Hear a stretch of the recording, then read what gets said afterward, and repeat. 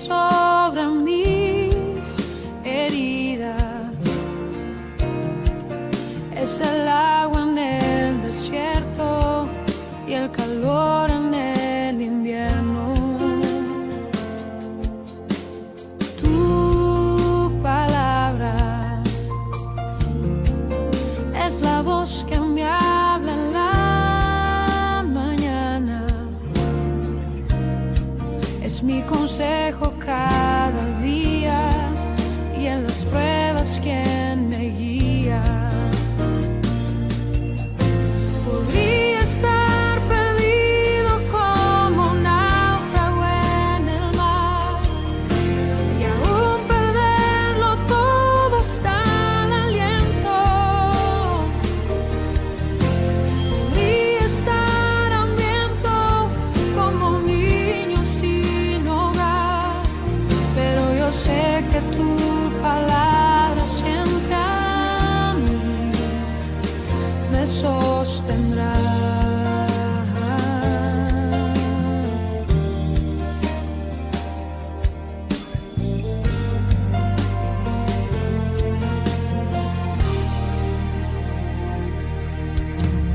Tu palabra es como dulce miel para mis labios. Es la perfecta melodía que me deleita cada día. Tu palabra es mi refugio en medio de las pruebas. En la tristeza es mi alegría y en soledad mi compañía. Podría estar perdido como un náufrago en el mar y aún perderlo todo hasta el aliento. Podría estar hambriento como un niño sin hogar, pero yo sé que tu palabra siempre a mí. Podría estar perdido como un náufrago en el mar y aún perderlo todo hasta el aliento. Podría estar hambriento como un niño sin hogar, pero yo sé que tu palabra siempre a mí. Pero yo sé que tu palabra siempre a mí. Pero yo sé que tu palabra siempre a mí me sostendrá.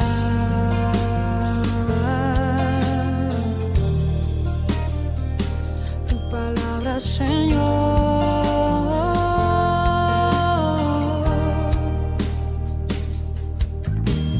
Tu palabra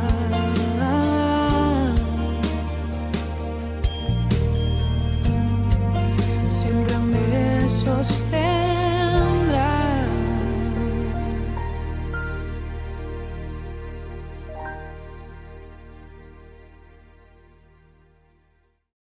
Bendiciones, amados hermanos, el Señor les bendiga.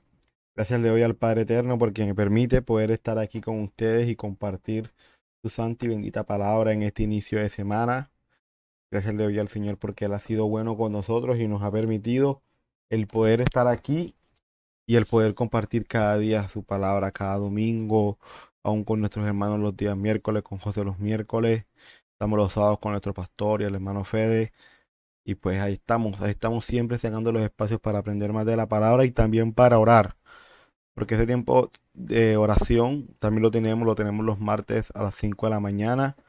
Entonces, qué bonito que el Padre nos permite sacar todos estos espacios para poder aprender y conocer más de su palabra, de lo que Él nos enseña a través de ella, sabiendo que su palabra es una sola, sabiendo que su palabra no se contradice, sabiendo que que todo lo que Él enseña y todo lo que Él nos dice en su palabra es eterno, es por siempre y nada debe ser abolido o abrogado, sino que su palabra es eterna, porque cielo y tierra pasarán, pero su palabra nunca pasa. Su palabra no pasa de moda, su palabra no pasa de ser palabra eterna, palabra de vida.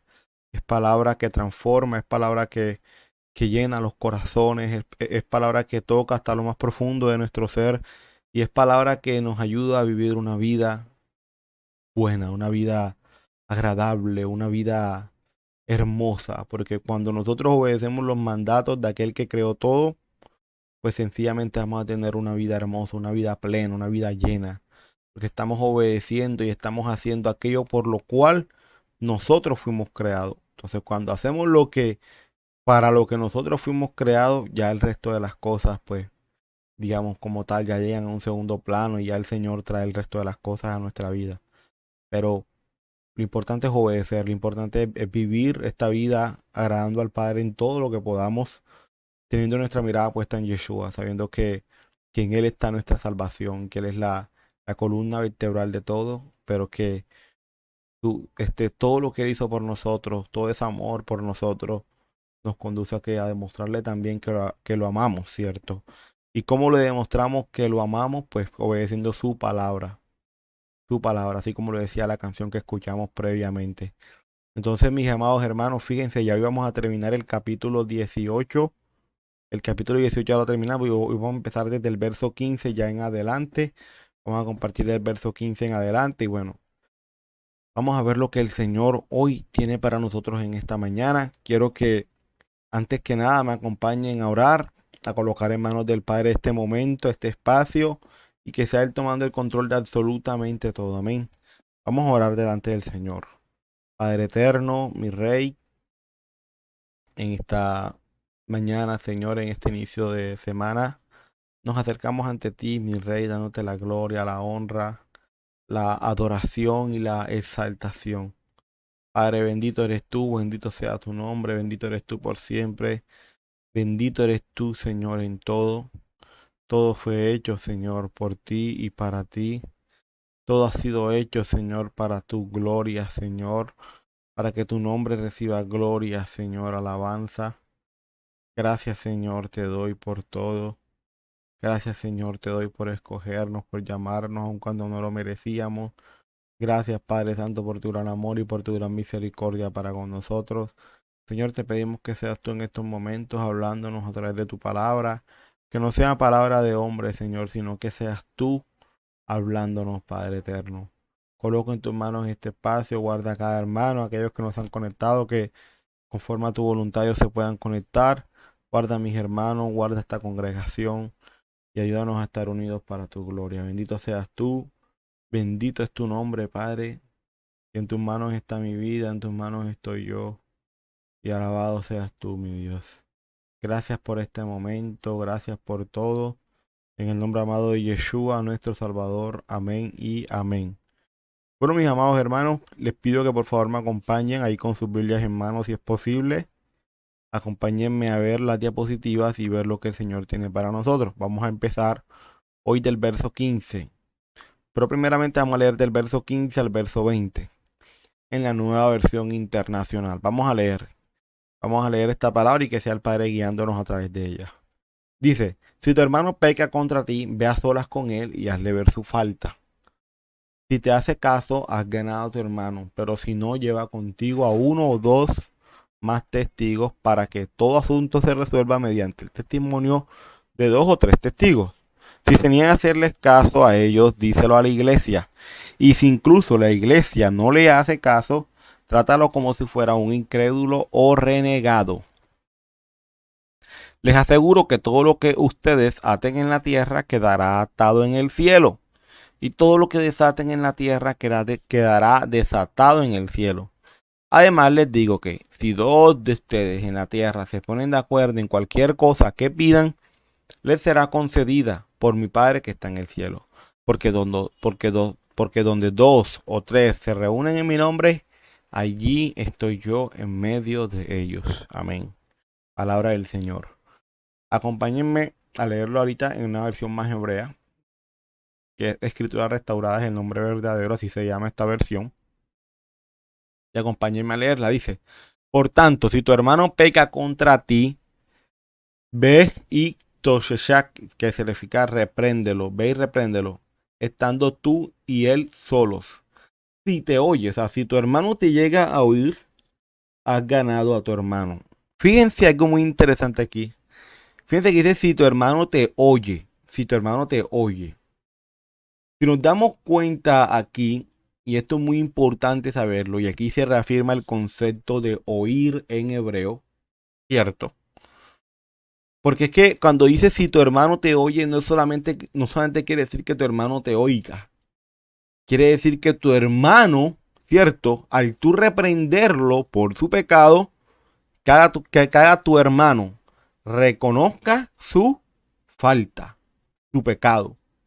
Diga, sí, hermano, usted tiene razón, estoy fallando, o hice esto que no está bien, usted tiene toda la razón.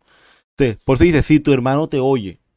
Entonces, aquí se reafirma el concepto de que el oír en hebreo, ¿cierto? No tiene que ver solamente con oír, tiene que ver con un accionar de nosotros, con un accionar.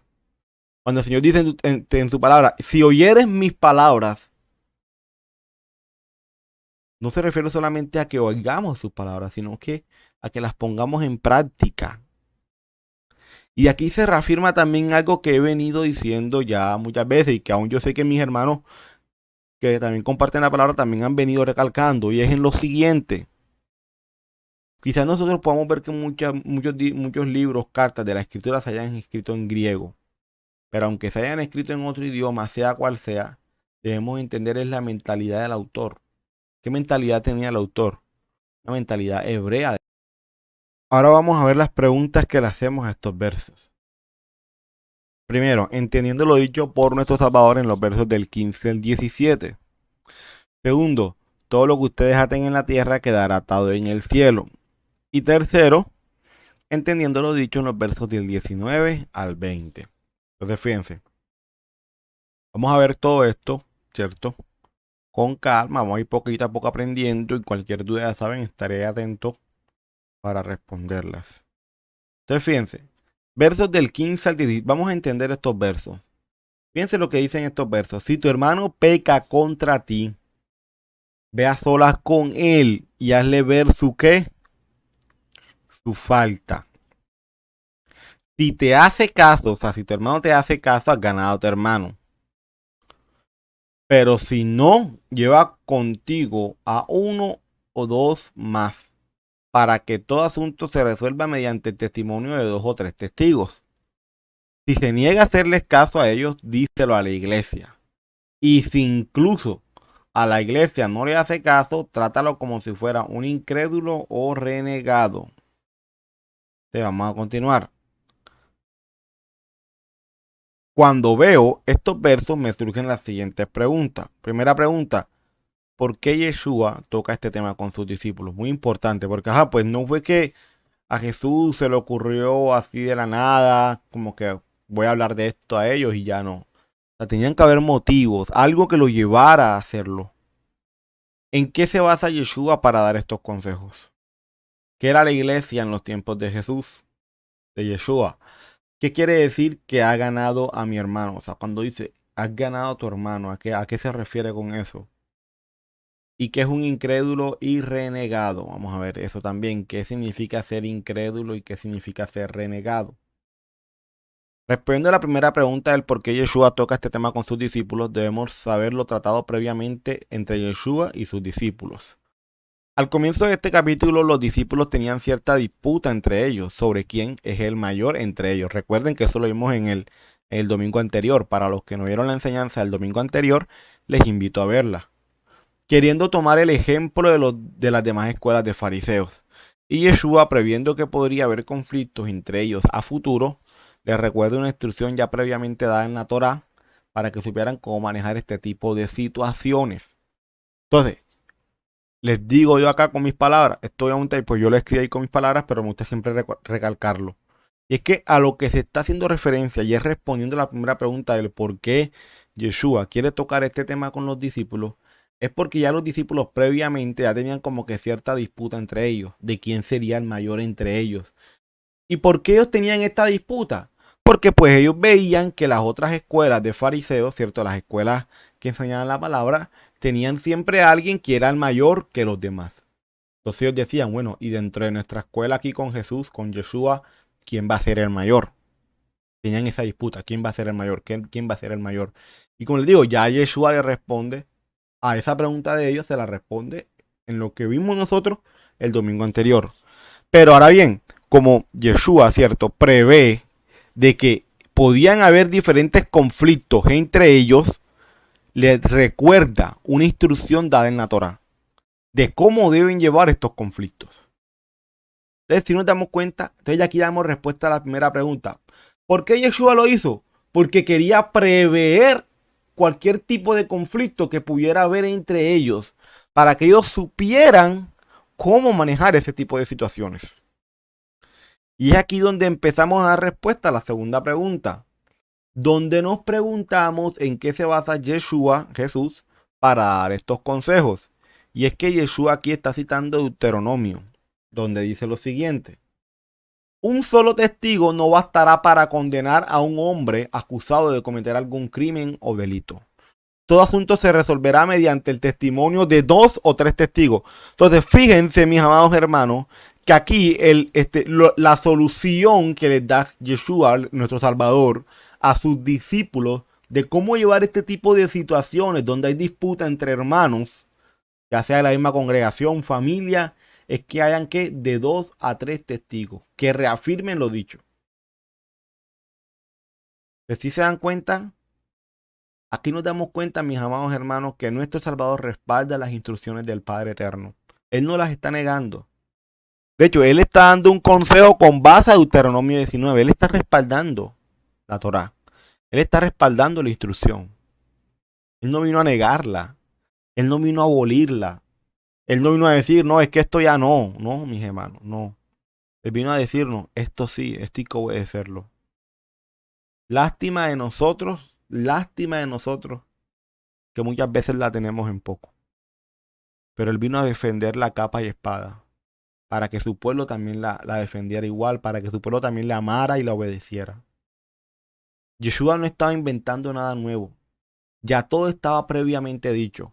Por eso Él dice que Él no vino a hablar sus propias palabras, sino las que el Padre les dijo que dijese. Por eso es que Yeshua dice lo que dice: yo no vine a hablar mis propias palabras, o sea, yo no vine a hablar lo que a mí se me ocurre. Yo vine a hablar lo que el Padre ya previamente me dijo que tenía que decir. ¿Sí? ¿Y qué fue lo que el Padre previamente dijo? Vamos a ir a la instrucción.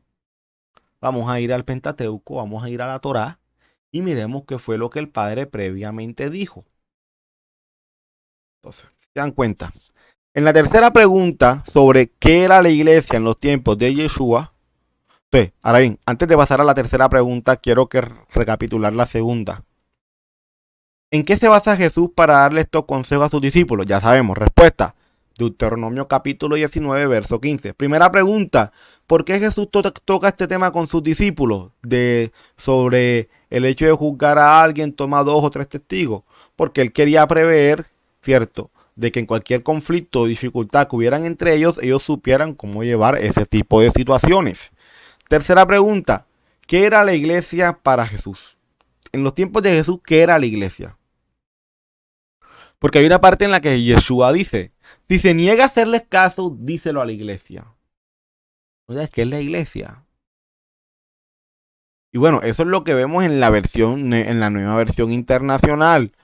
Porque cuando vamos a la versión hebrea no dice iglesia, dice congregación de Israel. Pero vamos a ver esto a mayor profundidad. ¿Será que para Yeshua la concepción de iglesia es igual a la que nosotros tenemos hoy? O sea, ¿será que es lo mismo? Porque es que muchas veces, mis amados hermanos, cometemos el error de suponer mucho.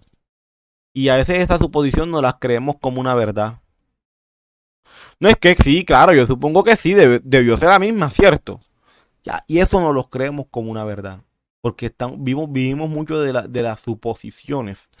De lo que yo supongo que es, pues eso es. pero no nos tomamos la tarea muchas veces de investigar, de consultar para corroborar si eso es así. Entonces, en la mentalidad de Yeshua, la iglesia era una congregación. Y esta palabra proviene de la siguiente palabra en hebreo, que es kahal. La palabra kahal significa congregación, multitud, reunión, montaje, convocación. Convocación. Y esto lo vemos en Deuteronomio 18, del 15 al 16, que dice: el Señor tu Dios te levantará de entre tus hermanos un profeta como yo, y a él sí lo escucharás. Eso fue lo que le pediste al Señor tu Dios en Horeb el día de la asamblea. Aquí la palabra asamblea es la palabra kahal. Kahal, asamblea, congregación. Cuando dijiste: no quiero seguir escuchando la voz del Señor mi Dios, ni volver a contemplar este enorme fuego, no sea que muera. No sea que muera. En Horeb, en el día de la asamblea, se lee en hebreo Beyoreb ben yo ha kehilá. Luego, cuando vinieron los griegos en la rebelión de los macabeos, surgió el término sinagoga. Ojo, fíjense, desde, de- desde, desde que el Señor llama a su pueblo, desde los antepasados, desde Abraham, todo eso a lo que nosotros llamamos hoy como la congregación, ¿cierto? Como la reunión donde nos reunimos a compartir la palabra, aún lo que se conoce como iglesia hoy, en su momento no se llamaba iglesia. O sea, Abraham no le llamó iglesia, Isaac no le llamó iglesia, Jacob tampoco le llamó iglesia, los profetas no le llamaron iglesia, llega Yeshua y los discípulos y no le llaman iglesia. O más bien, disculpe, me equivoqué, hasta el tiempo de los macabeos no se llamaba iglesia ni se llamaba sinagoga. Se llamaba Cajal, que después se transformó a decir Quejilá, Jaquejilá, que es lo mismo, que significa congregación, convocación de Dios. Pero claro, cuando llega la invasión de los macabeos, de los griegos, por decirlo así, perdón, cuando llega la rebelión de los macabeos, que son los griegos que quieren tomar al pueblo, ¿cierto? Cuando llegan los griegos a querer tomar al pueblo, surge el término sinagoga. El término sinagoga es un término griego. La palabra sinagoga proviene de dos raíces griegas, que significa sin, que es junto, y agein, que es guiar o conducir, que da origen al verbo sinagein. Así se pronuncia desde el español, no sabemos desde el griego cómo sea la pronunciación. Reunir o congregar. O sea, ya después se pasó de llamarse Cajal o Quejilá para llamarse como sinagoga. Que cuando llega nuestro Salvador, ¿cómo se le llama al culto de reunión? ¿Cómo se le llamaba? Sinagoga. ¿Pero por qué? Por los griegos. Cuando los griegos llegaron a tomar al pueblo, no solamente llegaron a tomar territorio, llegaron a tomar cultura, a aprovecharse de la cultura, a querer infundir su idioma, todo a presión, todo obligado. O sea, los griegos no solamente llegaron a tomar territorio, llegaron a cambiar cultura, llegaron a querer imponer sus culturas, sus costumbres, su idioma. Y claro, ya se dejó de llamar Cajal, ya se dejó de llamar Quejidá para llamarse sinagoga. Sinagoga, que significa reunión, que significa congregarse. Pero claro, ya se perdió el término original. Ya para el tiempo de nuestro Salvador, el pueblo estaba ahí. El pueblo que estaba ahí ya había sido influenciado por una cultura greco-romana. Entonces ya el nombre de Quejilá se quita y pasa ahora a llamarse sinagoga. Sí, por eso es que cuando llega nuestro Salvador se le llama el culto de reunión sinagoga. Ya sabemos por qué es cierto. Ya sabemos por qué. Y por eso, mis amados hermanos, es muy importante conocer la historia previa para después ya lograr entender muchas cosas que se vienen dando más adelante. Yo luego, cuando se adentra el latín, se cambia de llamarse sinagoga a llamarse iglesia. La palabra iglesia proviene del latín ecclesia y del griego eclesia. En Atenas, la eclesía era la asamblea de los ciudadanos reunidos para discutir temas netamente ¿qué? Políticos. Se compone de dos palabras que son ek, que significa fuera, y kleis, que significa llamados. Eso es igual a llamados fuera. Fuera de sus casas, ¿cierto? Para la reunión política de los griegos. En otras palabras, los griegos nunca usaron la palabra eclesía para hacer referencia a una reunión religiosa, sino netamente política. Mis hermanos, esto es información, esto es historia, esto es conocer, esto no es religión, esto no es querer imponer conceptos. ¿Y por qué digo esto? Porque quizás alguien pueda pensar y decir, ah, no, pero entonces llamarle iglesia es pecado, está mal. No, hermano, no es pecado. Y tampoco es que tú voy a decir que está mal. Pero si te vas, y como lo he mostrado, al original y cómo se llamaba originalmente, pues no es que sea el término más correcto, ¿cierto? El término más correcto es quejilá o cajal. ¿Qué significa eso? Congregación. Cuando Yeshua estaba con sus discípulos, ellos no le llamaban iglesia, porque ellos sabían que el término iglesia hacía referencia a qué? A una reunión netamente ¿qué? Política. Hey, pile, vamos para la iglesia. No era vamos a compartir la palabra. Era vamos a compartir un asunto político. Entonces, si se dan cuenta, el decir que Jesús llamó el término iglesia a una reunión donde se comparte la palabra del Señor es un error. Y el decir también que el concepto que Yeshua tenía de iglesia es el mismo que nosotros hoy tenemos también es un error. Porque nosotros le llamamos iglesia ¿a qué? A la reunión donde nos compartimos como hermanos, escuchar la palabra de Dios, aprender más de ella. Pero Yeshua no lo veía así. Para Yeshua la iglesia era el lugar donde se reunían a compartir puros temas políticos. Y por eso era que él llamaba quejilá o cajal. ¿A qué? Al sitio donde se congregaban para compartir la palabra del Señor. Y fíjense que eso está en Deuteronomio. O sea que para Yeshua la iglesia no nace en el Nuevo Testamento. O la congregación de Dios no nace en el Nuevo Testamento. Nace desde el comienzo de las cosas. Está ahí desde el comienzo, desde Deuteronomio. Ustedes, mis amados, si se dan cuenta, puede ser algo difícil para algunos comprenderlo. Lo sé y lo entiendo, mis amados. Pero es lo que conforme al estudio he ido aprendiendo. Y puedo estar equivocado en muchas cosas, lo sé. Pero delante del Padre estoy en este caso, con la conciencia tranquila de que cada cosa la medito, consulto, indago. Trato de no hacer el estudio solo.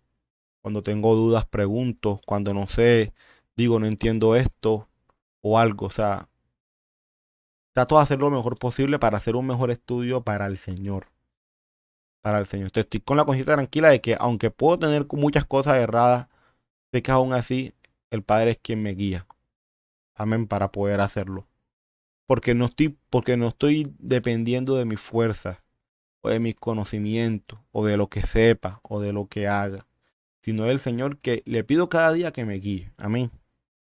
Entonces, cualquier duda, comentario, ahí estaré pendiente. Es por esta razón que es erróneo pensar que nuestro Salvador hablaba con el término iglesia, porque en su tiempo se hablaba de iglesia cuando era una reunión netamente política. Más bien nuestro Salvador usaba la palabra que en hebreo es cajal, que significa congregación o asamblea. Por eso es que en la versión hebrea no se traduce iglesia, no se traduce como iglesia, sino como congregación. Como congregación, porque es la traducción, es la mejor traducción.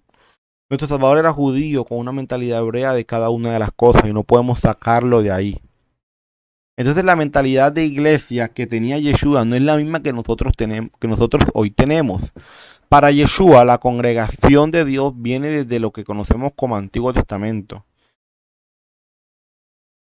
Y para nosotros, la iglesia es algo después del Tanaj, o sea, después del Antiguo Testamento.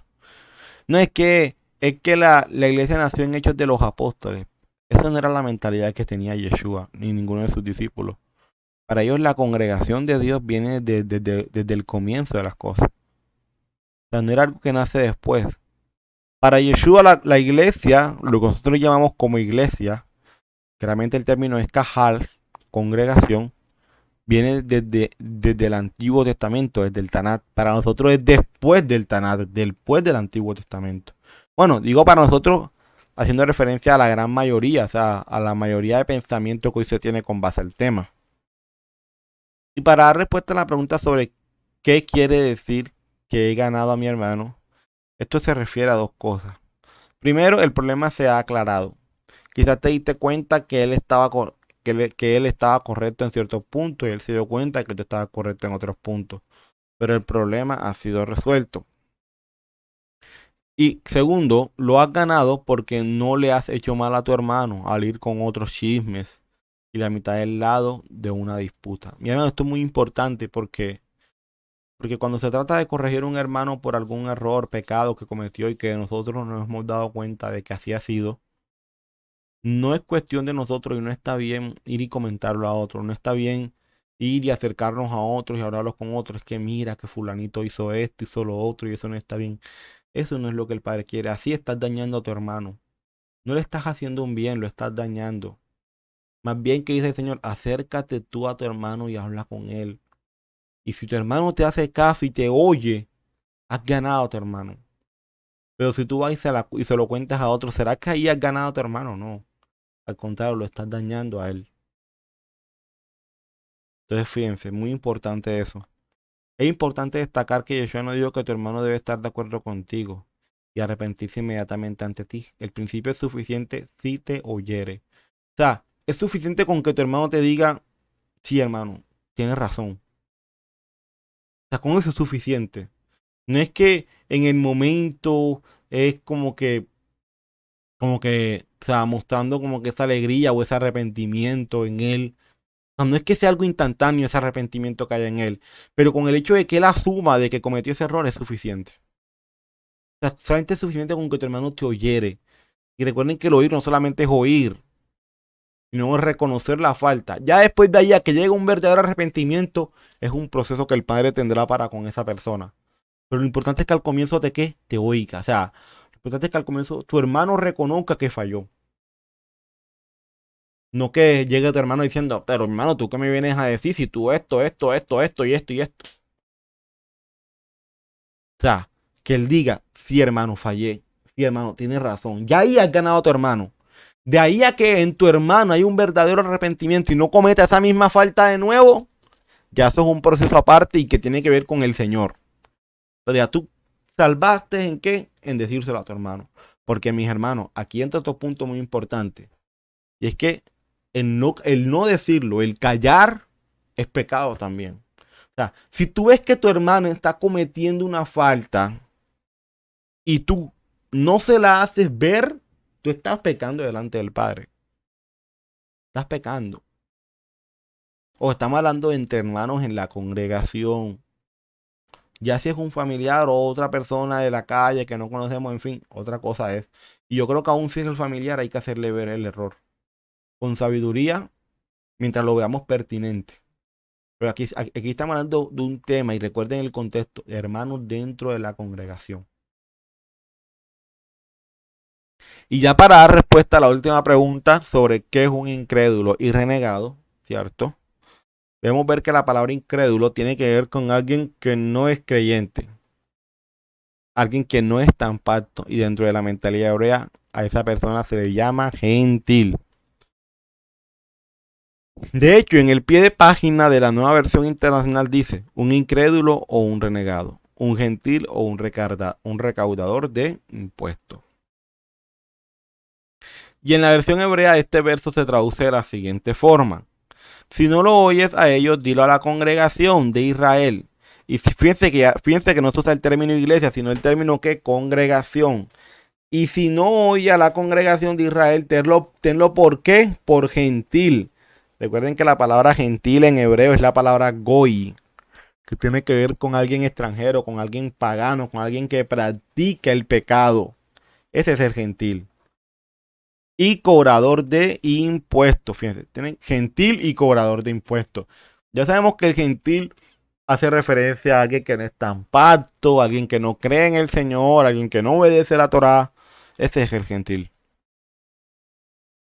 Pero en el caso de la persona renegada, se hace referencia a un recaudador de impuestos. Pero debemos de entender cómo se veía al publicano en los tiempos de nuestro Salvador, o sea, el recaudador de impuestos. Porque fíjense que dice, un incrédulo o un renegado. Un renegado hace referencia a alguien que recauda impuestos. ¿Pero por qué? Esa es la pregunta, ¿por qué? Un publicano, ¿cierto? Viene de la palabra griega telos, que significa impuesto, más oneomai, que significa comprar. Literalmente significa comprador de impuestos o cobrador de impuestos, del latín publicanus. Persona a la que se le ha dado derecho de recaudar los impuestos internos para Roma. Tales impuestos abarcaban como el del censo, que cada persona tenía que pagar, muy insultante para los judíos en vista de que era un reconocimiento tácito de su sumisión a Roma. El impuesto de las propiedades, que era igualmente ofensivo, porque su pago se consideraba insulto a Dios, a quien los judíos consideraban el dueño verdadero de la tierra y el dispensador de sus productos. Entonces, fíjense, en ese entonces el pueblo tenía que pagar dos tipos de impuestos. Un impuesto, ¿cierto? En este caso, por persona, por cada persona que viviese en un hogar. Vamos a colocar un ejemplo. Llega el cobrador de impuestos y dice, bueno, aquí hay 5 personas. Bueno, por persona me tienen que darme un ejemplo, hablando aquí, nosotros acá para poder entender. 10.000 pesos por persona. Entonces, digamos que mensualmente el pueblo tenía que dar 10.000 pesos por persona. Y para ellos eso era una ofensa. Porque era como decirle a Roma, nosotros estamos sujetos a ti. O sea, por eso es que el recaudador de impuestos era un hombre odiado. Totalmente odiado.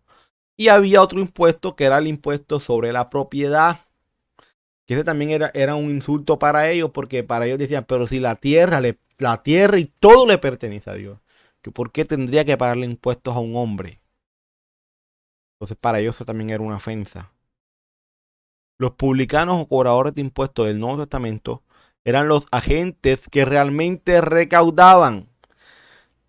Quizás en casi cada caso eran judíos. Fíjense, aquí hay algo interesante. La gran mayoría de los recaudadores de impuestos eran judíos, o sea, hacían parte del pueblo. Se esperaba que cada publicanus cobrara una suma adicional, suficiente como para producir ganancias. O sea, fíjense, aquí hay algo también interesantísimo, porque el, el cobrador de impuestos no solamente cobraba el impuesto que por ley tenía que cobrar, sino que a la vez le aumentaba. O sea que si por lo menos eran 10.000 por persona, ya él iba a cobrar 15.000 para que le quedaran 5.000 de ganancia por persona. Si ya era suficiente odioso tener que pagar los impuestos a los romanos, infinitamente peor era que se les ayudara a cobrarlo. O sea, aparte de que aparte que como dicen acá en la costa, le tengo la mala, porque le tengo que pagar a Roma el impuesto. Aparte de eso, tengo que pagarle al que lo cobra. Y el que lo cobra hace parte del pueblo. Díganme si no lo iban a odiar. Con razón lo odiaban. Y es que, mis amados hermanos, solo pongámonos en la situación de ellos. O sea, solo pongámonos en esa situación. Ustedes, madres, quizás padres, familias que están aquí, imagínense estar en esa situación donde alguien de su familia les cobra impuestos a ustedes y se los dé al enemigo. Y cobre los impuestos al enemigo. Y aparte de eso les cobra una suma de más para él. Siendo él parte de la familia, parte del pueblo. ¿Cómo se sentirían? Traicionados, ¿cierto? Traicionados. Bueno, así se sentía el pueblo cuando alguien del pueblo iba a cobrar impuestos. Traicionados. Por eso es que los odiaban tanto. Los publicanos, con pocas honrosas excepciones, extorsionaban a la gente. Y la complicidad de los soldados romanos explotaban todo lo posible sus fuentes de recursos. Por ello eran sumamente detestados. La sociedad los aislaba y los evitaba en todo lo posible. O sea, la gente no quería ni verlo en las calles. Y rara vez se los veía por el templo o la sinagoga. O sea, era muy raro que un cobrador de impuestos fuese una sinagoga. ¿Por qué? Porque, pues, ¿qué va a hacer allá? Para que le digan su poco de cosas. Mejor no iba.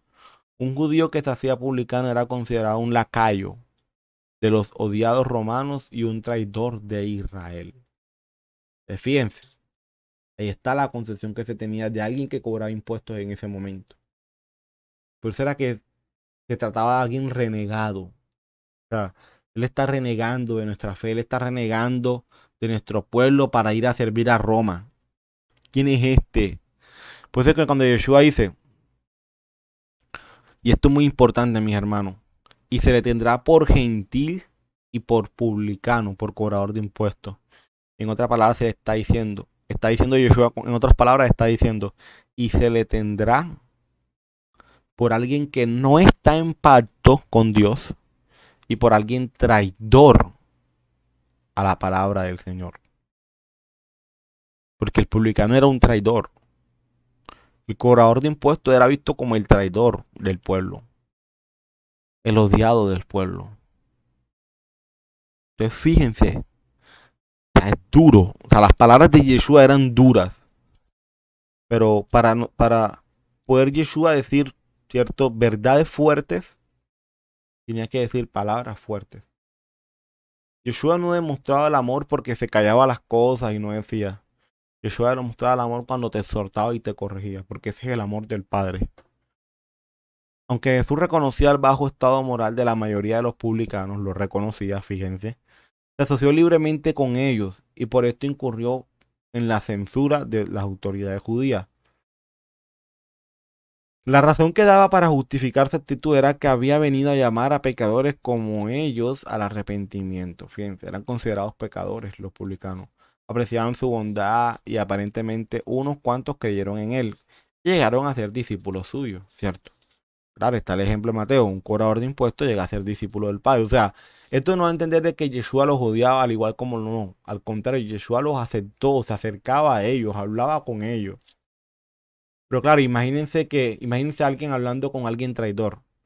¿Qué van a pensar? Que ese también es un traidor.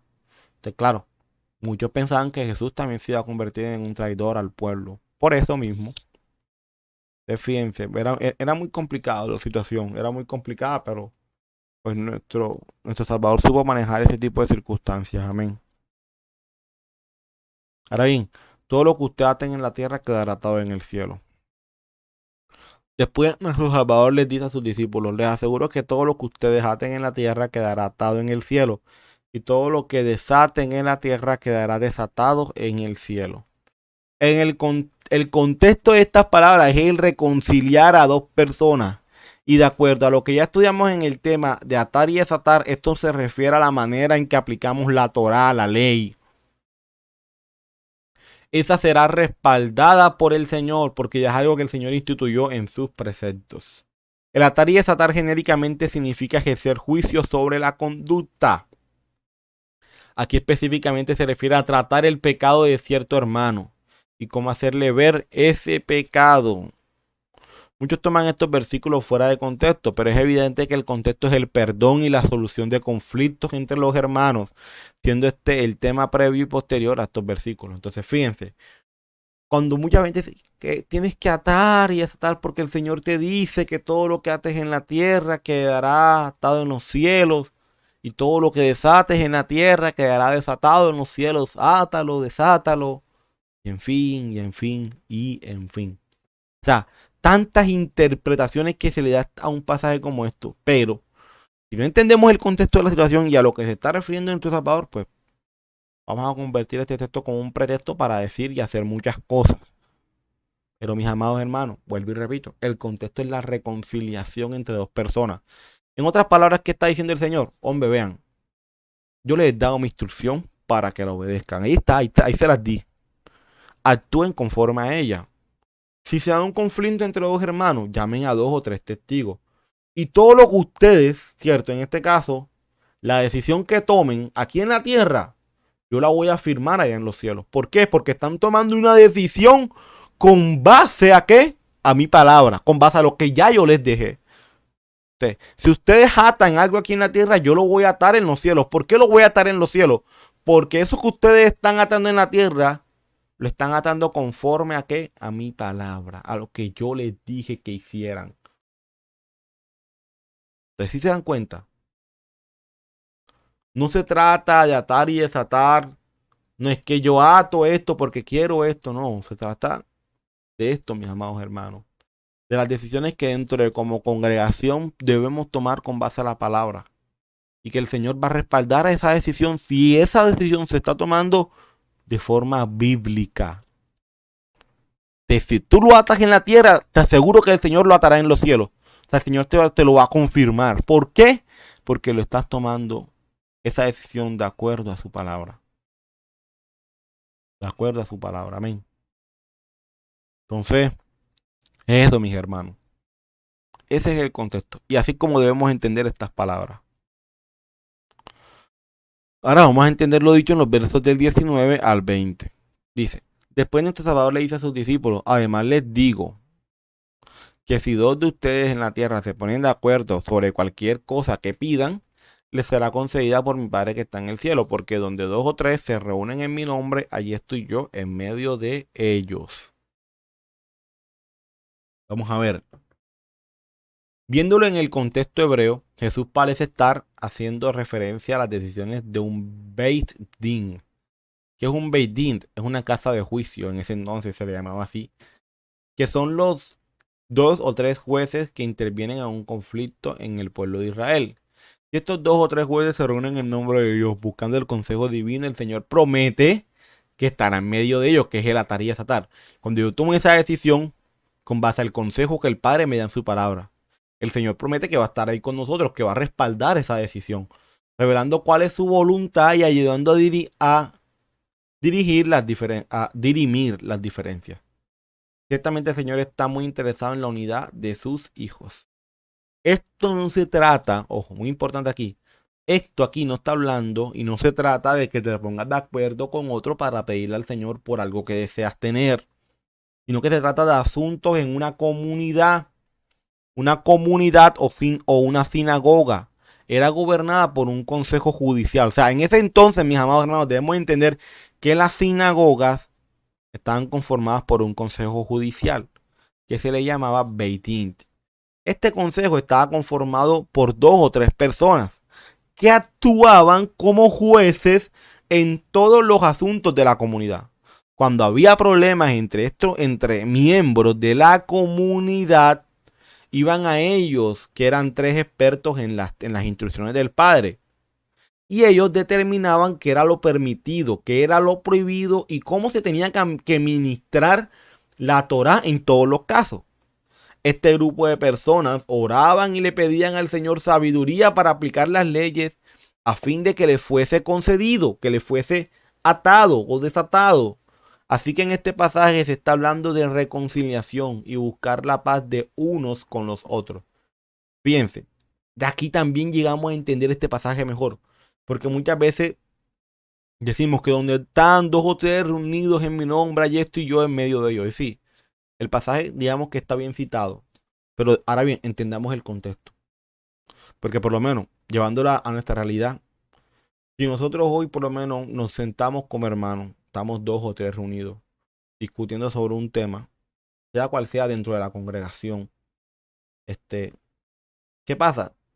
Nosotros tenemos que ir y tomar una decisión con base a lo que el Padre nos enseñe en su palabra, a la sabiduría que Él nos dé.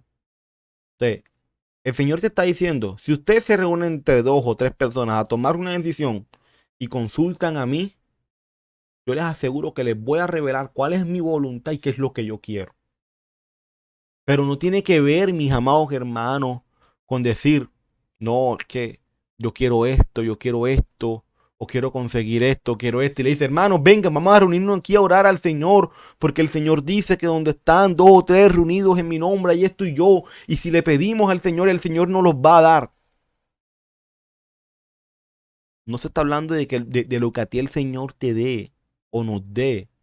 Se trata, mi amado hermano, de que cualquier decisión que te tome, el Señor te está diciendo que estén 2 o 3 reunidos en mi nombre, allí, tomando esa decisión. Y yo voy a estar con ellos y les voy a guiar a través de mi palabra hacia la decisión que deben tomar. Pero que estén 2 o 3 reunidos. Es por eso, mis amados hermanos, que muchas veces se comete el error de que solamente es el pastor quien toma la decisión. O sea, el pastor no consulta a nadie, el pastor no habla con nadie, sino que dice, ya yo tomé la decisión. No debería ser así en las congregaciones hoy en día. Hoy el pastor debe tener un comité, no sé, alguien, un grupo de 2 o 3 personas, ¿cierto? Con las cuales se pueda tomar una buena decisión. Preferiblemente que sean ancianos en la congregación. Y cuando me refiero a ancianos no me refiero a que sean las personas de mayor edad. Me refiero a las personas con mayor experiencia, tiempo en la congregación. Para que con esas personas se pueda tomar la mejor decisión. Pues es que el Señor dice en Proverbios que en la multitud de consejeros hay ¿qué? Hay sabiduría.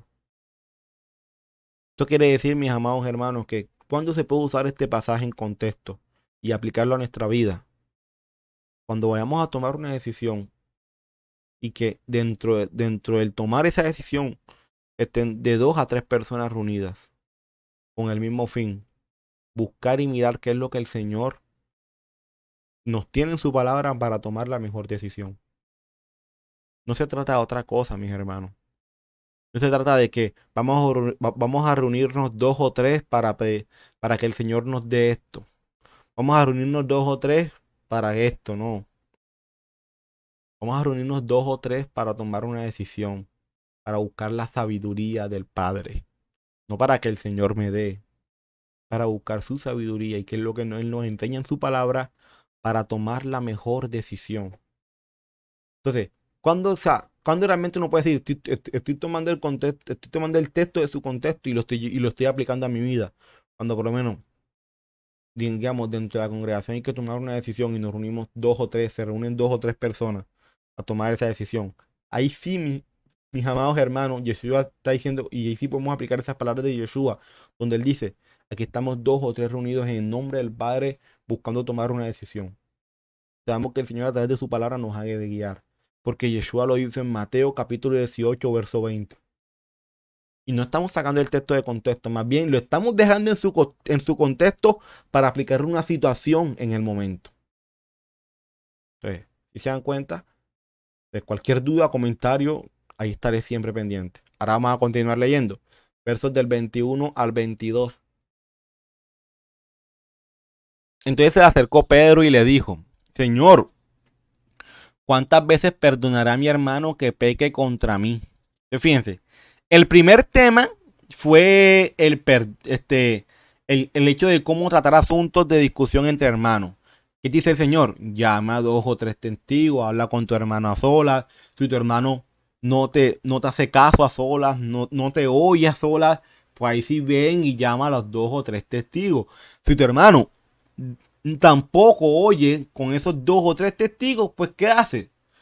Trátalo por gentil o publicano. En otras palabras, trátalo por aquel que no está en pacto y por aquel traidor al pueblo, traidor a la palabra.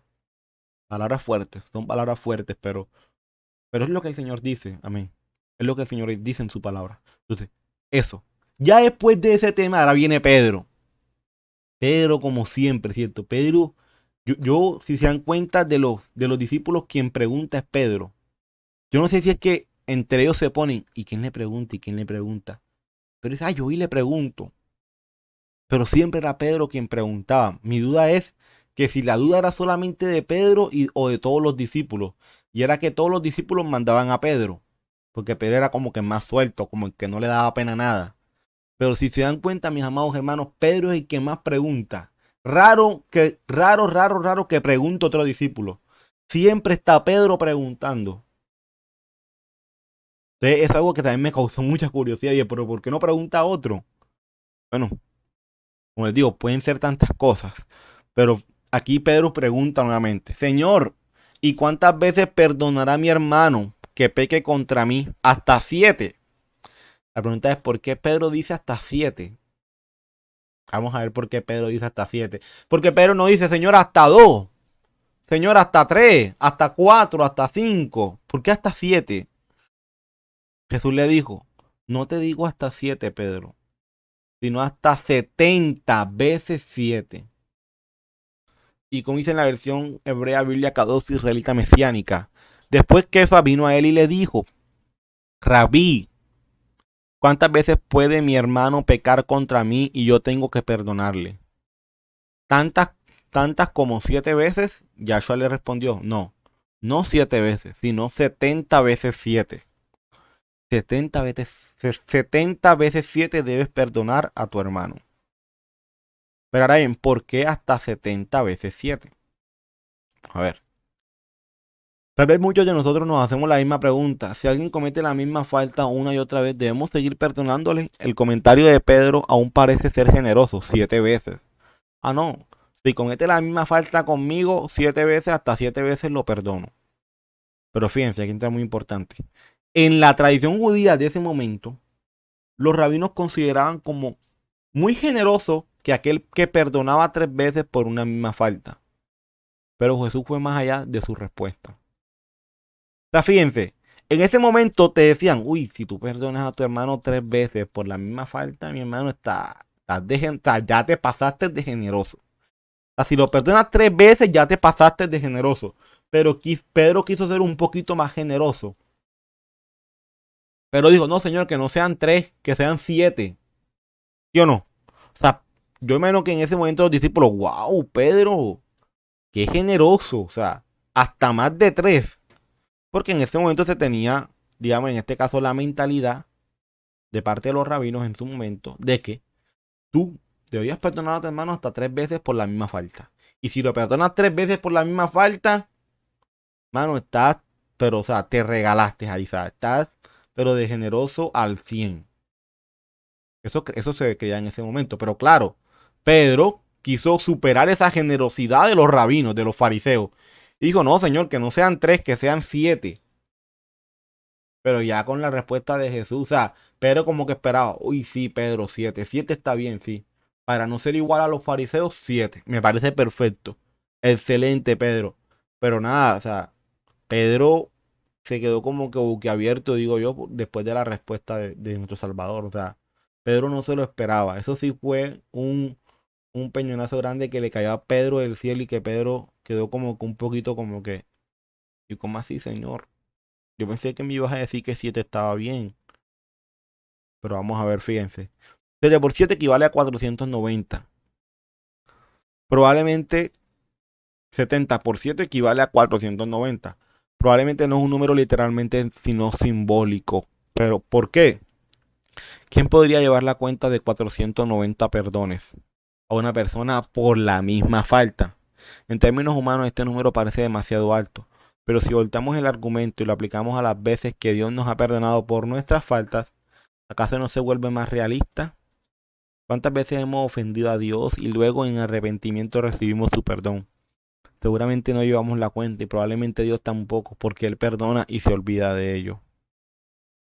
Fíjense lo que dice Miqueas 7 del 18 al 19. ¿Qué Dios como tú que perdona la maldad y olvida el pecado del remanente de su heredad? No retuvo para siempre su enojo, porque se deleita en misericordia. Él volverá a tener misericordia de nosotros, sepultará nuestras iniquidades. Aquí está de que el Señor no se acordará más de los pecados de su pueblo y echará en lo profundo del mar todos nuestros pecados. Amén. Los rabinos discutieron esta pregunta y recomendaron no más de 3 veces. O sea, hey, perdónalo hasta 3 veces. Ya de ahí para allá, ya no lo hagas. Pedro, las 7 veces de Pedro son por lo tanto generosas.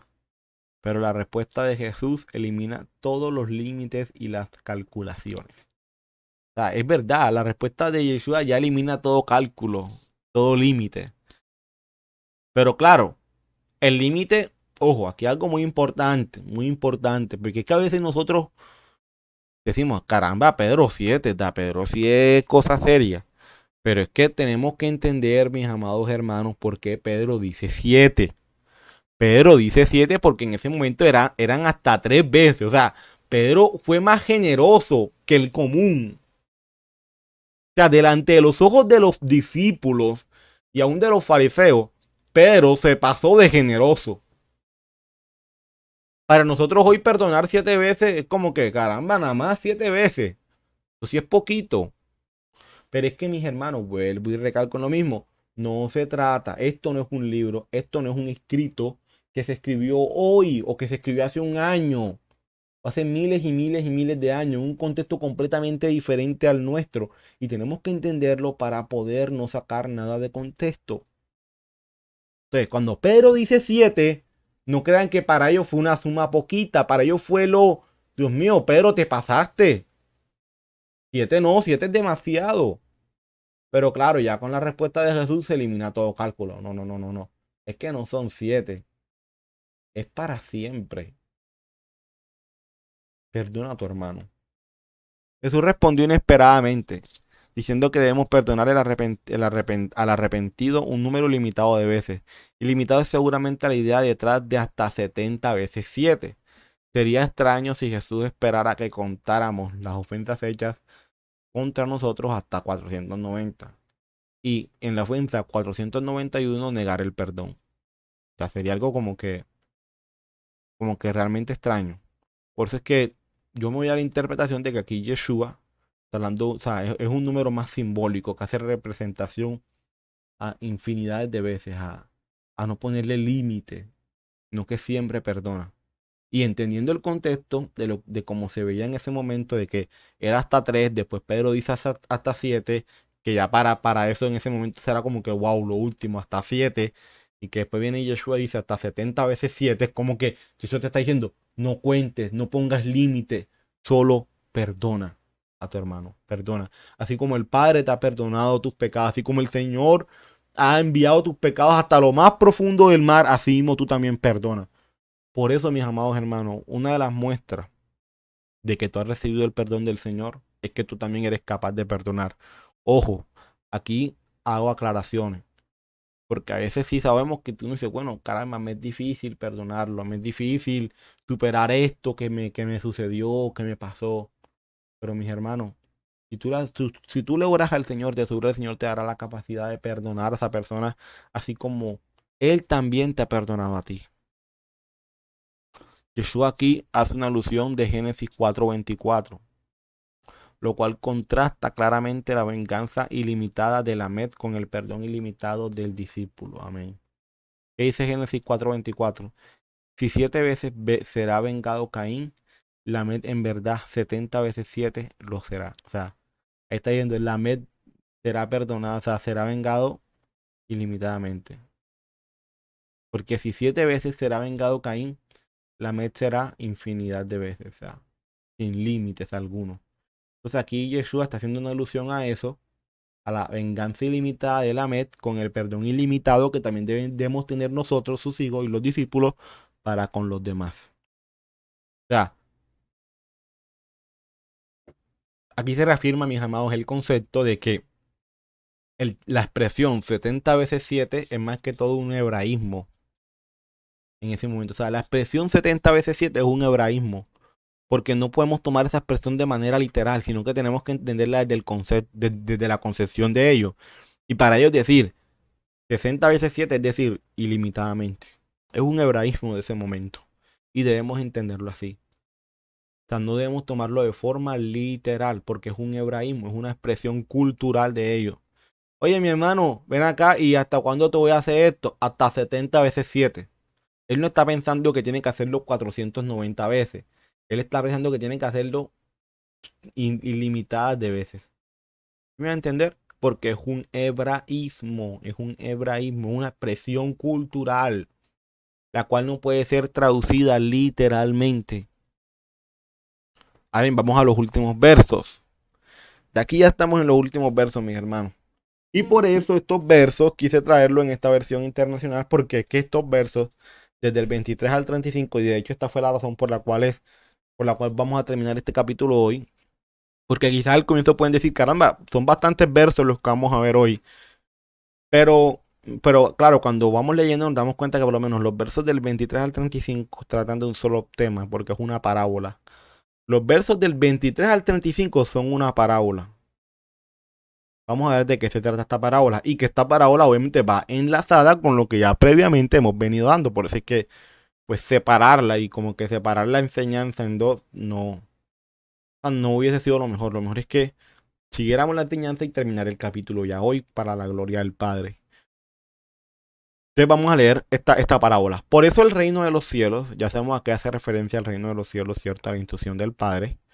Se parece a un rey que quiso ajustar cuentas con sus siervos. Al comenzar a hacerlo, se le presentó uno que le debía miles y miles de monedas de oro. Como él no tenía con qué pagar, el Señor mandó a que lo vendieran a él, a su esposa y a sus hijos, todo lo que tenía para así saldar la deuda. El siervo se postró delante de él. Tenga paciencia conmigo, le rogó, y se lo pagaré todo. O sea, el siervo como que, hey, rey, por favor, no tengo con qué pagarle, téngame un poquito de paciencia. El Señor se compadeció de su siervo, le perdonó la deuda y lo dejó en libertad. Al salir aquel siervo se encontró con uno de sus compañeros que le debía 100 monedas. O sea, ya a este siervo se le perdonó la deuda. Pero claro, cuando él ya va saliendo de ahí se encuentra con uno de sus compañeros que le debía 100 monedas de plata. Lo agarró por el cuello y comenzó a estrangularlo. Págame lo que me debes, le exigió. Su compañero se postró delante de él, le dijo, ten paciencia conmigo, le rogó, y te lo pagaré. Pero él se negó, más bien fue y lo hizo meter en la cárcel hasta que pagara la deuda. O sea, este hombre fue, digamos, cruel porque, o sea, si ve que a él se le perdonó una deuda, ¿por qué no fue él capaz de perdonar al otro que le debía? Cuando los demás siervos vieron lo ocurrido, se entristecieron mucho y fueron a contarle a su señor todo lo que había sucedido. Entonces el señor mandó a llamar al siervo. Siervo malvado, le increpó. Te perdoné toda aquella deuda porque me suplicaste. ¿No debías tú también haberte compadecido de tus compañeros, así como yo me compadecí de ti? Aquí está el punto, mis amados hermanos. O sea, si el Señor se ha compadecido de nosotros, nosotros tendremos que compadecernos de los demás. Y enojado su señor lo entregó a los carceleros para que lo torturaran hasta que pagara todo lo que debía. Así también mi Padre Celestial los tratará a ustedes, a menos que cada uno perdone de corazón a su hermano. Bueno, hoy es el tiempo y el Señor nos está hablando hoy a través de esta palabra. Y lo digo nos está hablando porque me incluyo, o sea, nos está hablando a todos. O sea, es una palabra para todos, de que tenemos que aprender a perdonar y mirar qué rencor, qué hay en nuestro corazón, qué levadura hay en nuestro corazón. Y que el Padre quiere que saquemos toda levadura de rencor, de odio hacia alguien que nos hizo algún daño. No solamente, no puede ser ahora, aún más, cuando estamos más jóvenes. O sea, ¿quién nos hizo daño que nosotros hoy no hemos sido capaces de decirle a esa persona te perdono? Porque, ojo, aquí entra algo muy importante también. Muchas veces nos quedamos con que, Señor, yo perdono a esa persona por lo que me hizo. Pero la pregunta es, si esa persona está viva y tienes la oportunidad de llamarle o de visitarle o en fin, de hacer algo en lo cual tú le digas, te perdono por lo que me hiciste. O sea, debemos hacerlo también. Porque el pecado no lo cometimos solamente para con el Señor, sino también para con la persona. Amén. Aun cuando nosotros no hicimos nada, aun cuando nosotros creamos que debería ser Él quien debe pedir perdón. Pero no. Aún así, nosotros debemos ser quien vaya y lo haga. Amén. Ahora vamos a entender lo dicho en estos versos. Empecemos punto a puntico. Por eso el reino de los cielos se parece a un rey que quiso ajustar cuentas con sus siervos. La instrucción de Dios se parece a un rey que quiso ajustar cuentas, que quiso ajustar sus cuentas con su siervo. Al comenzar a hacerlo se le presentó uno que le debía miles y miles de monedas de oro. Como él no tenía con qué pagar, el Señor mandó que lo vendieran a él, a su esposa y a sus hijos, y todo lo que tenía, para así saldar la deuda. Miles y miles de monedas equivalen a una cantidad muy grande e indefinida, y era imposible para él pagarla. O sea, cuando habla de miles y miles de monedas, nos enfrentamos bajo otro hebraísmo. No se refiere a que le debía 1000 monedas o 2000 monedas o 3000 monedas, sino que era una cantidad innumerable, indefinida e imposible de pagar. La deuda que teníamos con Dios es indefinida por infringir su instrucción y es imposible para nosotros pagarla por mucho que obedezcamos. Por supuesto, el hombre no puede pagar, no pudo pagar. Por lo tanto, su señor mandó que se vendiera al deudor, su familia y todo lo que tenía. Esto no satisfaría la deuda. Los esclavos, cuando muchos, se vendían por un talento cada uno, y por lo general se vendían por mucho menos. Sin embargo, esto traería algo de justicia, que era lo que sucedía en el Antiguo Testamento, cuando se sacrificaban a los cabritos por el pecado del pueblo. Eso como tal no iba a cubrir toda la deuda, todo el pecado que el pueblo había cometido, pero haría algo de justicia. Por eso es que eso en su momento era sombra para cuando viene Yeshua y como tal se entrega a morir por nuestros pecados. Que él sí paga la deuda completa, amén. Pero ¿deuda de qué? De haber infringido sus mandamientos. El siervo se postró delante de él, le dijo, tenga paciencia conmigo, le rogó, y se lo pagaré todo. Fíjense, aquí algo muy importante, porque la promesa que hizo el esclavo no tenía sentido. Habló como si todo lo que necesitara fuera paciencia, que si se le diera el tiempo suficiente, realmente podría pagar esta deuda masiva. Y esto, mis hermanos, me lleva a algo, y es que no podemos caer en el error de creer que por obedecer la instrucción de Dios, ya con eso podemos pagar esa deuda tan grande con Dios. Entonces no caigamos en ese error, mis hermanos. No caigamos en ese error. No caigamos en ese error de creer tal cosa. Ah, no, Señor, es que yo te estoy obedeciendo para ahí. Señora, ahí compenso un poquito ese pecado que cometí. O no, no tienes nada que compensar porque por mucho que obedezca no vas a compensar nada. Ya el Señor pagó todo, Yeshua pagó todo por nosotros. Este siervo cayó en el error de creer que podía pagarlo todo. De creer que lo único que necesitaba era tiempo. Ay, Señor, es que dame un poquitico de tiempo y te obedezco más para así pagar la deuda. Señor, dame más tiempo y te obedezco más. Leo más tu palabra para obedecerte más. Para así saldar la deuda que tengo contigo de todos mis pecados. No caigamos en ese error. Y ojo, aquí entro algo. Pueda que estas cosas no las digamos con nuestros labios, pero en nuestro corazón pueda que estén anidadas. Porque entonces ya, ¿y de qué forma podrían estar anidadas? Cuando obedecemos para querer estar bien con Dios.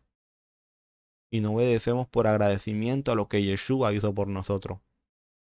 Cuando yo obedezco para querer quedar bien con Dios y no en agradecimiento a lo que Yeshua está o hizo por nosotros en el madero, allí en ese momento yo estoy dejando de confiar en el sacrificio que Cristo hizo por mí para empezar a confiar en lo que yo pueda hacer. Y allí estoy pecando. Y allí estoy cayendo en el mismo error de este siervo. Este siervo creía que lo podía pagar todo. Y como digo, estas cosas quizás de nuestros labios no van a salir, pero pueden estar anidadas. Mis hermanos, nosotros no obedecemos para estar bien con Dios. El pueblo podía obedecer y obedecer todo lo que quería, pero nunca iba a estar bien con Dios. Tenía que pagar a alguien. Yeshua pagó toda la deuda. Pagó toda la deuda. Nosotros no obedecemos para estar bien con Dios. Nosotros obedecemos por una vida agradecida. Porque estamos agradecidos con lo que el Padre hizo por nosotros. Y porque entendemos que su palabra es eterna, que sus mandamientos son eternos. Pero no para estar bien con Dios. ¿Obedecemos para qué? Para mostrarle al Señor lo agradecido que estamos. Porque Él ya pagó por nuestros pecados. Y porque a través de ese sacrificio expiatorio de Yeshua en ese madero es que nosotros estamos bien con Dios. Ahora bien, ¿qué pasa? Aquí entra algo muy importante. Porque cuando nosotros pecamos, puede que sintamos que no estamos bien con Dios. Pero eso no es un tema de salvación. Porque si el Señor te salvó, ya tú eres salvo. Aquí entra un tema muy importante y es el gozo de nuestra salvación. Cuando David peca, ¿qué le dice al Señor? Padre, devuélveme el gozo de mi salvación. Cuando nosotros pecamos delante del Señor, de nosotros no se ha ido la salvación, se ha ido el gozo de la salvación, el gozo de saber que somos salvos. ¿Pero por qué? Porque hemos pecado contra Dios. Y que hacer el pecado nos quita ese gozo. Tu pecado no te va a quitar la salvación, porque es que la salvación nunca dependió de ti ni de mí. pero tu pecado te puede llevar a vivir una vida sin gozo de la salvación que el Señor te ha dado. ¿Sí me voy a entender? Entonces, mis amados hermanos, muy importante eso. No caigamos en el error de este siervo. El Señor se compadeció de su siervo y le perdonó la deuda y lo dejó en libertad. Aquí entra algo, mis hermanos, que me impactó bastante. Le soy sincero. Le soy sincero, me impactó mucho, me gustó mucho y le di gracias a Dios cuando me permitió verlo de esa forma. La verdad, le soy sincero, recuerdo cuando estuve estudiando este pasaje aquí y me llené mucho de gozo. Pero fíjense, el Señor primero se compadeció de nosotros, ¿cierto? O sea, tuvo compasión de la vida en que llevábamos, esa vida de pecado, donde éramos esclavos del pecado, se compadeció. Y veo que hizo, nos perdonó. Perdonó nuestra deuda a través de quién? De Yeshua. Pero ya luego que nos perdona, ¿qué pasa? Nos deja que en libertad. O sea, fíjense ese proceso. El Señor se compadece de nosotros. Luego que se compadece, nos perdona a través de Yeshua. Y luego de que nos perdona a través de Yeshua, ¿qué hace? Nos deja en libertad. Pero la pregunta es, ¿qué es caminar en libertad? ¿Qué? Caminar en libertad, como quizás lo podríamos ver hoy, hacer lo que yo quiera. Eso es caminar en libertad porque hago lo que quiero y como hago lo que quiero, pues camino en libertad. Bíblicamente, ¿qué es caminar en libertad? Acompáñame a ver Salmo 119 del 43 al 45. No quites de mi boca en ningún tiempo la palabra de verdad, porque en tus juicios espero. Guardaré tu ley siempre y para siempre y eternamente. O sea, fíjense, aquí David no le puso tiempo de caducidad a la Torá del Señor, a la ley. Él dijo, para siempre y eternamente. O sea, que en la mente de David no estaba bien el Mesías y ya no cumplió la ley. Ojo, por si acaso. O sea, David no tenía esa mentalidad. Para David la ley se cumplía para siempre y eternamente. O sea, para David no era para siempre y Señor y hasta que venga el Mesías la cumplo. Porque ya después del Mesías pues entro en la gracia, es otro tema. Entonces pues ya no la obedezco. No, para David es guardaré tu ley siempre, para siempre y eternamente. O sea, por la eternidad guardaremos la Torá del Señor. Y ojo, o sea, cuando David guarde y guarda la ley del Padre eternamente, ¿qué va a pasar? Él andará en ¿qué? En libertad. ¿Pero por qué va a andar en libertad? Porque buscó los mandamientos del Señor. Entonces, mis amados hermanos, fíjense, tu justicia es justicia eterna y tu ley, la verdad. O sea que cuando aquí habla, no quites de mi boca en ningún tiempo la palabra de verdad, se refiere a la ley, porque tu ley es la verdad. O sea, la instrucción del Señor es la verdad. Y cuando yo obedezco la instrucción del Señor, yo ando en libertad. Hoy el mundo nos quiere mostrar una libertad contraria. Ah, no, mano, si tú no eres libre, tú vives esclavo. Así es lo que te enseñan ahí, que en la Biblia. Vea usted, yo vivo libre porque yo hago lo que yo quiera. Qué triste, ¿cierto? Pero la libertad no es eso. La libertad es caminar conforme a las instrucciones del Padre. Eso es caminar en libertad. No, no nos dejemos engañar en creer que ser libre es hacer lo que quiera. Ser libre no es hacer lo que tú quieras. Ser libre es andar conforme a los preceptos del Padre eterno. Eso es libertad. Yeshua nos vino a ser libres del pecado. Para andar en libertad, para andar en la instrucción del Padre. Yeshua quería que su pueblo caminara en libertad. Caminara en la instrucción del Padre eterno. Porque cuando yo obedezco una instrucción, yo camino en libertad. No ser esclavo al pecado, no ser esclavo a la ley del pecado, no ser esclavo a mí mismo, a mis deseos carnales. Es vivir en libertad porque obedezco la instrucción del Padre. Y fíjense, mis amados hermanos, aquí la palabra ley es la palabra Torah, que es la que yo siempre les menciono, que significa ley, leyes, enseñanza, dirección de Dios, instrucción de Dios. Por eso es que Deuteronomio dice, Señor, no permitas, Josué dice, Señor, no permitas que me aparte ni a derecha ni a izquierda. Porque el obedecer los mandamientos del Señor es como ir en una línea recta. Es ir en línea recta, es una dirección en línea recta. Y también se le conoce como instrucción de Dios. Claro, porque cuando nosotros vemos la palabra ley, decimos como que caramba, eso todo ahí impositivo ahí, que tengo. No, no, no, yo estoy en libertad porque yo no tengo. Pero no es que tengas, mis hermanos. No es que tengas o no tengas que obedecer. Es que cuando obedeces al Señor estás en libertad. Porque estás obedeciendo su instrucción para contigo. O les voy a colocar un ejemplo. A nosotros que somos, digo, yo que soy hijo, que vivo con mis padres.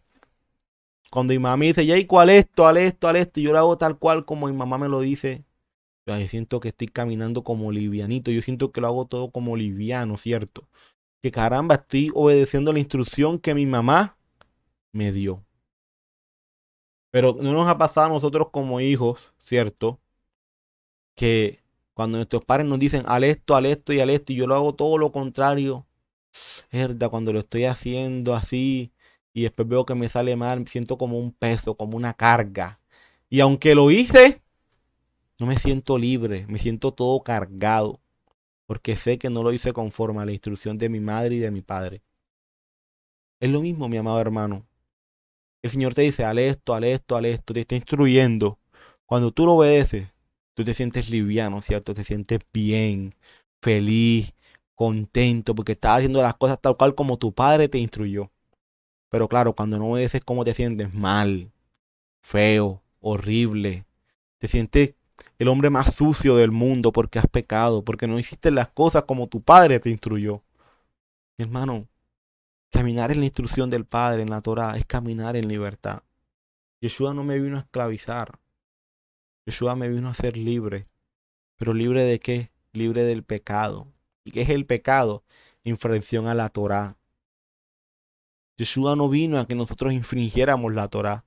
Él vino a que su pueblo la cumpliera con amor para la gloria del Padre. Amén. Y les invito a eso, mis hermanos, a caminar en libertad. Y sigue diciendo el texto, al salir aquel siervo, se encontró con uno de sus compañeros que le debía 100 monedas de plata. Lo agarró por el cuello y comenzó a estrangularlo. Págame lo que me debes, le exigió.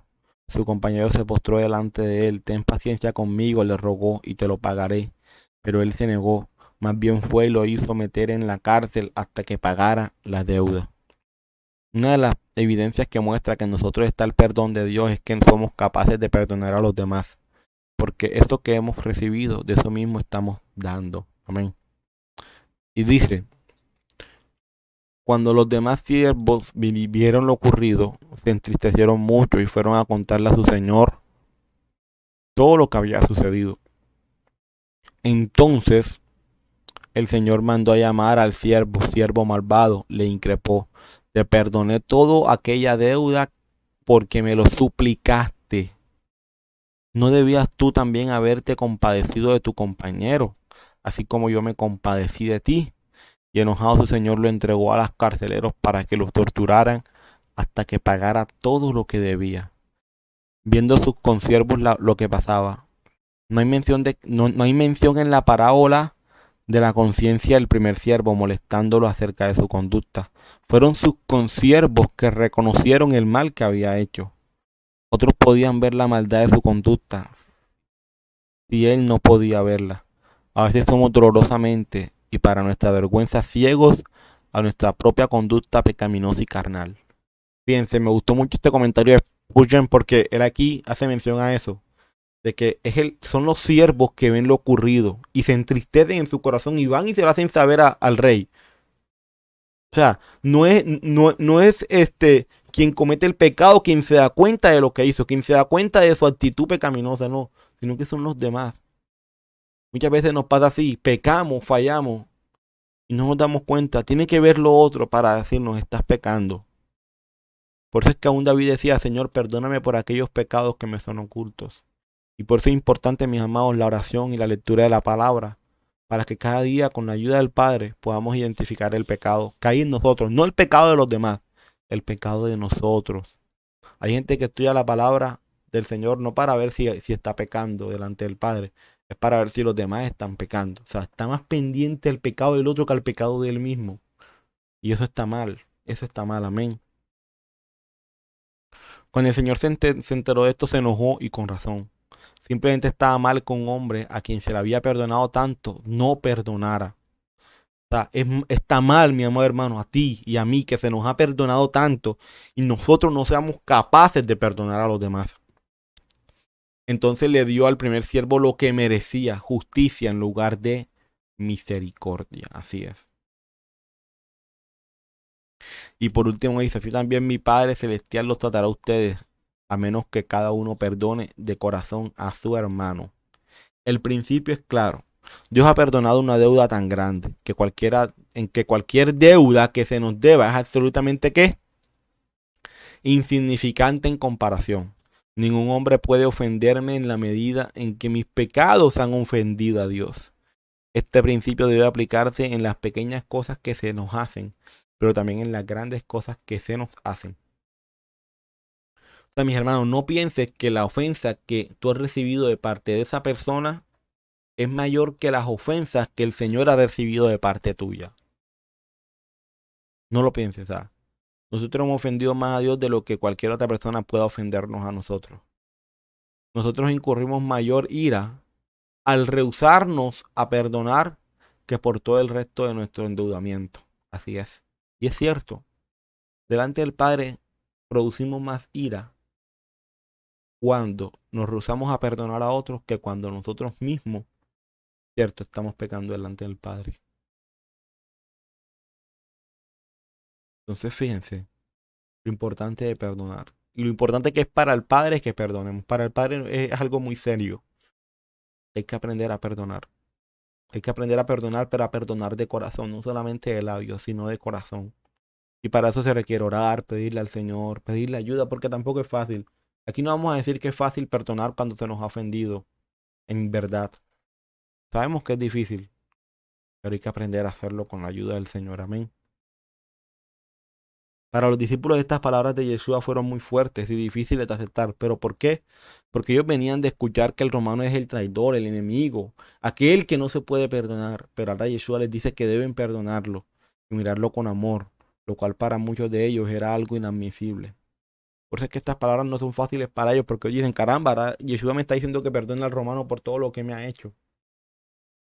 Pero ¿cómo lo voy a perdonar si ese es el que me ultraja, ese es el que me roba, ese es el que me quita todo lo que tengo?